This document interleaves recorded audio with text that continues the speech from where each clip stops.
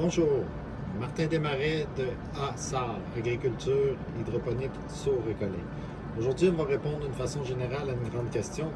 J'ai des semis dans la terre, est-ce que je peux les passer dans l'eau?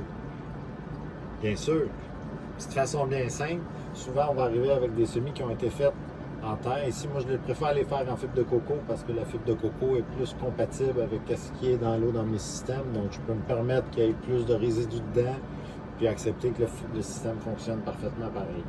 Mais souvent, on va partir dans la fibre de coco, plus simple à partir certains semis, que ce soit un plant de tomate, un plant de cocombe, tout ça. Là, je vais défaire un peu le système racinaire afin que, vu qu'il est un petit peu trop longtemps dans le pot pour se tortiller, afin de lui donner un peu d'ouverture vers l'extérieur, puis enlever aussi par la même occasion une partie de la fibre de coco que je n'aurai pas besoin dans la chose.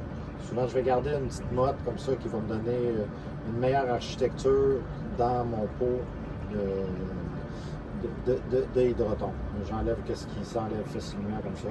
À ce moment-là, ben, je me trouve avec un système racinaire qui est dénudé, si on veut, du sol, que je peux insérer directement dans mon pot. Souvent, je vais commencer plus profond dans ma cope de 3 pouces et demi dans ce cas-ci, avec parlons une petite seconde de nos semis qui étaient supposés être des semis de fraises, mais qui sont en fait une arnaque, qui sont des semis d'amarante, d'après ce qu'on peut voir, mais on va s'en servir pareil pour faire un exemple.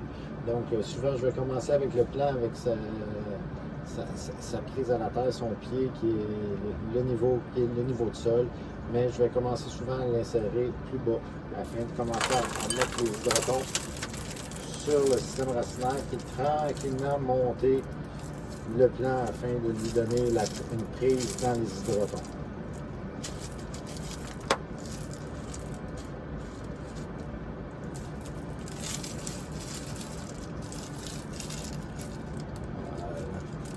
Souvent, dans les prochains jours, on va avoir un peu d'ajustement à faire au niveau des hydrotons. Là, c'est pas grave, la plante, elle se tient quand même assez bien dans ce cas-ci.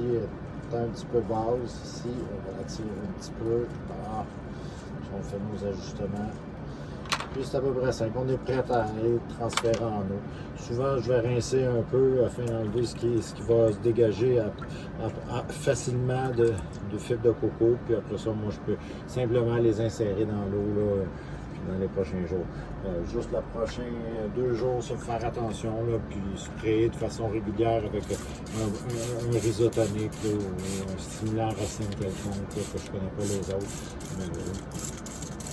Afin de favoriser l'implantation dans les hydrotons du nouveau système racinaire. C'est à peu près tout. Donc, c'est à peu près la façon générale de transférer un semis de la terre jusqu'à l'eau.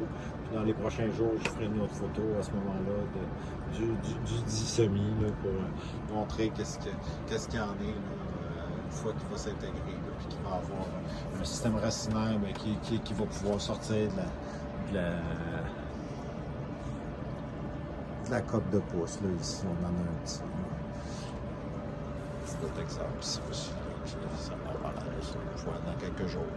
Ça devrait être assez rapide. Là, la prise du transfert est assez rapide une fois ce moment. Donc, je vous remercie beaucoup, Martin Desmarais, Agriculture hydroponique du Saut. Bonne fin de journée, bon été, bonne pousse.